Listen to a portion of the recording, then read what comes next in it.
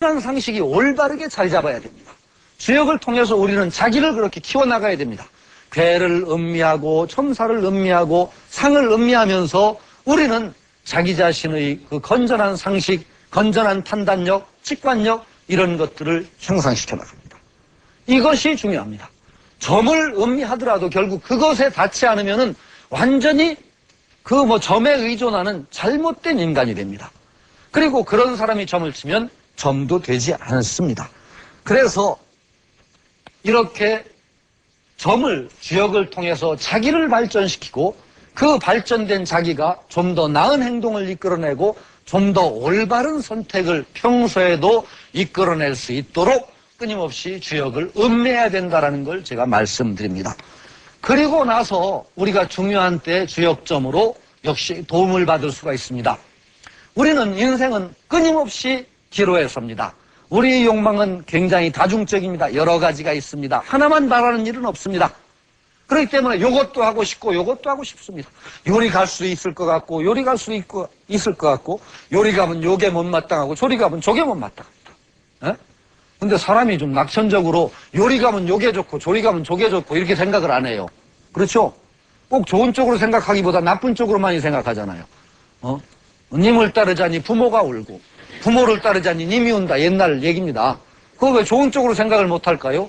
님을 따르면 님이 좋아해서 좋고 부모를 따르면 부모가 좋아해서 좋다. 어째도 좋다. 이렇게 생각 안 하죠, 여러분들. 대개 나쁜 쪽을 미리 염려를 합니다. 그래서 가능한 한 나쁜 점이 적도록 선택을 해야만 됩니다.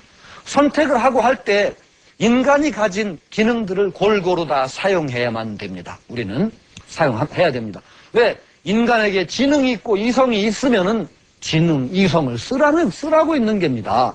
충분히 우리가 따질 수 있는 건 다 따져봐야 됩니다. 따지지 않고 점에 의존한다? 그건 인간이 가진 여러 능력들을 한쪽을 포기하는 짓이죠. 그리고 무조건 점은 미신이다라고 하는 것도 인간이 가진 한쪽의 중요한 힘을 저는 포기하는 것이라고 또 믿습니다. 점에 대한 어떤 미신화, 점을 무조건 주역의 점을 미신으로 모는 것에 대해서는 제가 그래서 반대를 합니다. 인간이 가진 서양 과학으로 전부 답이 되지 않는다고 그래서 과학뿐이다라고 얘기하면은 대단히 위험하다는 게죠. 과학은 대단히 소중한 인간의 어떤 인간 이론의 성과입니다. 그러나 그것뿐이라고 하는 것도 대단히 위험한 것이 이건 우리만의 얘기가 아니고 서양의 유명한 칼 융 같은 분이 대표적인 사람입니다. 그런 얘기를 한 거죠.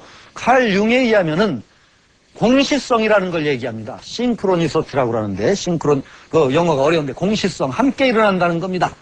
공시성의 이론에 의하면은 인간의 어떤 내면적인 심리 상태가 물리적인 사태하고 밖으로 우연하게 일어나는 것 같은 물리적인 사태하고 어떤 필연적인 평행관계를 이룬다는 겁니다. 필연적인 평행관계. 이것은 엄밀한 서양과학적인 의미의 과학은 아닙니다. 그러나 그것이 있다는 겁니다. 내면의 어떤 주관적인 심리적인 상태, 그것이 밖에 드러나는 우연스럽게 드러나는 것 같은 물리적인 사태, 그것과 평행을 이룬다는 거죠. 그걸 쉽게 얘기하면 자기 마음에 먹고 있고 생각하고 있는 것들이 점괘를 뽑는 우연한 일로 점괘로 드러난다는 것입니다. 이것을 무시하지 말라고 그랬습니다. 그래서 칼 융 같은 이는 이것을 심리치료라든지 그런데 폭넓게 활용하고 있고 이 공시성의 이론은 앞으로 과학을 대체할 만한 어떤 좀 더 넓은 의미의 새로운 의미의 과학이라고까지 얘기를 합니다. 이런 현상들 우리 인간에게는 분명하게 직관 능력, 예지 능력도 있습니다. 왜 없겠습니까? 동물 세계도 있고 인간에게도 있고 다 있습니다. 인간들은 그런데 특이하게 다른 동물보다는 훨씬 더 분석하고 따지는 쪽을 더 많이 사용해서 그쪽이 잘 드러나지 않을 뿐입니다. 하다못해 쥐새끼나 곤충이나 벌레들도 지진이 일어나려고 하면 미리 알고 도망을 갑니다. 어떤 집에서 집이 망할 집에서는 동물부터 떠난다고도 합니다. 그런 게 정말인지 아닌지 그러시면 정말 같잖아요. 응?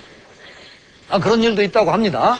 그러니까 참 그런데 인간에게도 있습니다. 공시성이라고 하는 것, 꿈이라든지 그런 걸로 많이 드러나죠. 요즘에 체면 같은 데서도 그런 실험은 상당히 많이 했고 상당히 성공적인 사례들이 많이 보고가 됩니다.